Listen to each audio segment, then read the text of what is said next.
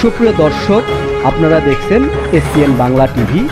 দেখুন ও সাবস্ক্রাইব করুন SPN Bangla TV, দেশ ও মানুষের কথা বলে।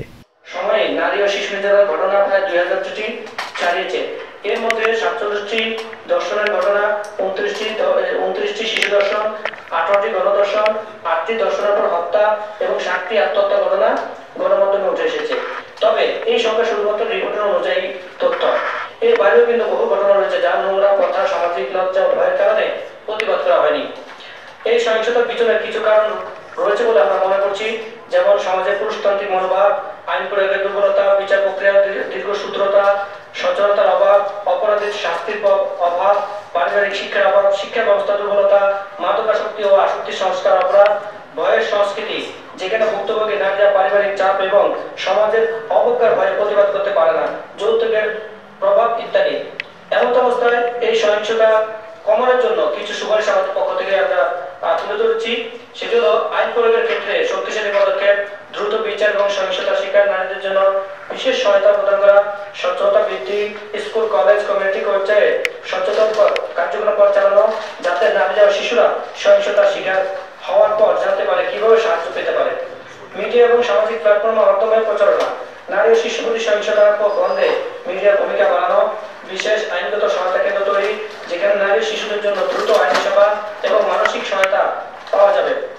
পারিবারিক মূল্যবোধ জোরদার, পরিবারে নারী ও শিশুর প্রতি সম্মান ও সহানুভূতির মনোভাব গড়ে তোলার জন্য বিশেষ প্রশিক্ষণ ও সচেতনমূলক প্রোগ্রাম করা। মাদকাসক্তি রোধে উদ্যোগ, তরুণদের মধ্যে মাদকাসক্তি প্রতিরোধ, প্রচারণা ও পুনর্বাসনের সুযোগ বাড়ানো, স্কুল, কলেজ, বিশ্ববিদ্যালয়ে নারীদের আত্মরক্ষামূলক প্রশিক্ষণের ব্যবস্থা করা, সর্বক্ষেত্রে সচেতনতার উপর জোর দেওয়া ইত্যাদি। উল্লেখ্য যে এশিয়া নারী ও শিশুদের ফাউন্ডেশন 2017 সাল হতে চট্টগ্রাম তথা সারা বাংলাদেশ ব্যাপী অসংখ্য স্বেচ্ছাসেবীদের সমন্বয়ে পিছিয়ে পড়া জনগোষ্ঠীর আত্মসমর্পণ হলে শিক্ষা থেকে পিছিয়ে পড়া সুবিধাবঞ্চিত শিশুদের জন্য 2 টাকা স্কুল নামক চট্টগ্রাম, ভোলা ও কুড়িগ্রামে 3টি বিনামূল্যে শিক্ষা প্রতিষ্ঠান প্রতিষ্ঠিত হয়েছে, যেখানে 270 জন শিশু বিনামূল্যে পাঠ গ্রহণ করছে। শুধু তাই নয়, ইতিমধ্যে নারী ও শিশুদের প্রতি সহিংসতা প্রতিরোধে দেশব্যাপী সচেতনমূলক সভা, সেমিনার, মানববন্ধন সহ বিভিন্ন কর্মসূচি ধারাবাহিকভাবে চলমান রয়েছে।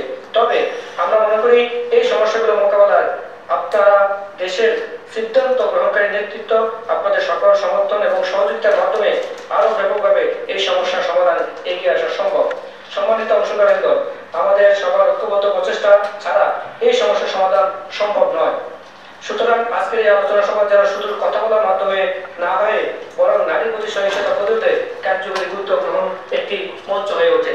চলুন আমরা সবাই একত্রিত হয়ে একটি নিরাপদ, সহনশীল এবং সমতাভিত্তিক বাংলাদেশ গড়ে তুলি। ধন্যবাদ সবাইকে। আমি আমার মতো করে আমি চেষ্টা করেছি যে সমাজে যে নারী শিশু দর্শন, নির্যাতন হচ্ছে এগুলো তুলে ধরার জন্য সংক্ষেপে চেষ্টা করছি।